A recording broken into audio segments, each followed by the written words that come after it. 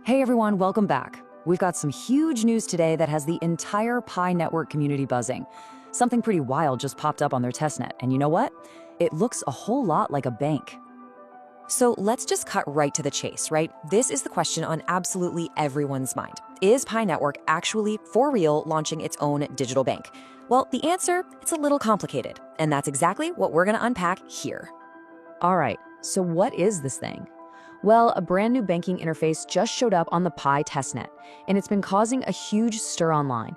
The community has already given it this awesome nickname, the Gargora Digital Bank. Now, here's a super important point to remember. While the app itself is very real, that name is totally unofficial. It's a nickname that came straight from excited users in the community, not from the official Pi Core team. And to really get what's happening, you have to know this is all on the testnet. Just think of a testnet as a big dress rehearsal for a play. It's basically a safe, experimental sandbox where developers can try out all sorts of new stuff, like this banking app, without any risk to the live network or to anyone's real money. So what can you actually do with this app? Let's take a peek inside because its features give us some really fascinating clues about where Pi might be going next. Okay, this is where it gets really interesting. They're taking this hybrid approach. The interface uses French words like envoyer for send and recevoir for receive, and honestly, it feels just like your everyday mobile banking app. But behind that simple layout is the power of DeFi, or decentralized finance. It lets you simulate moving funds and watch transactions happen in real time, right on the blockchain. And this just drives home that dress rehearsal point we were talking about. Right inside the app, there's a big bright yellow exclamation mark. It's a constant visual warning telling users, hey, this is a simulation. It is absolutely not a working financial tool, at least not yet. All right, so let's zoom out for a second. This banking app didn't just appear out of thin air. It's actually part of a much bigger and honestly, much faster push to build real-world uses within the whole Pi ecosystem. I mean, just look at this timeline. The pace is really picking up. Back in October, they launched a test version of a decentralized exchange, or a DEX, and tools for trading crypto. Then in November, the Note software got an update, and bam, right after that, this banking interface shows up. It's a pretty clear pattern of one thing happening right after the other. So here's the key takeaway from all that. All these different updates, they seem to be pointing to one single overarching goal. Pi Network is really trying to build a bridge between the super complex world of DeFi and the kind of simple financial apps that we all use every single day. Okay, now we have to talk about the part that confuses a lot of people. The price of the Pi token itself. It's a real paradox, and you kind of have to understand it to see the full picture.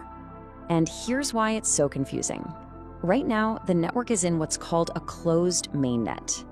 What that means is the blockchain is live and running, but it's intentionally walled off from the outside world.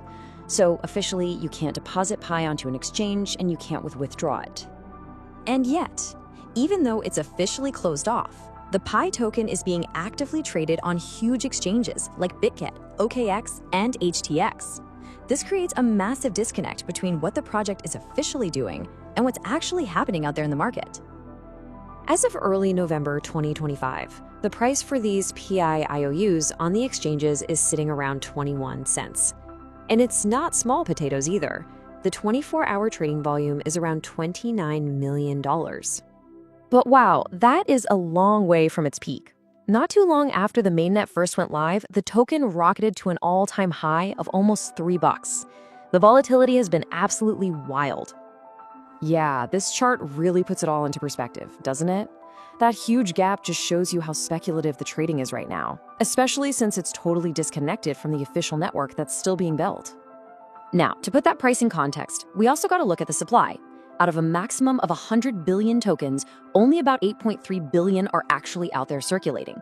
This means that as development moves forward and we eventually get to an open mainnet, it could have a really big impact on the token's future value. So, after looking at all this stuff, what's the bottom line? What does all this progress really mean for the future of Pi Network? You know, I think this quote just sums it up perfectly.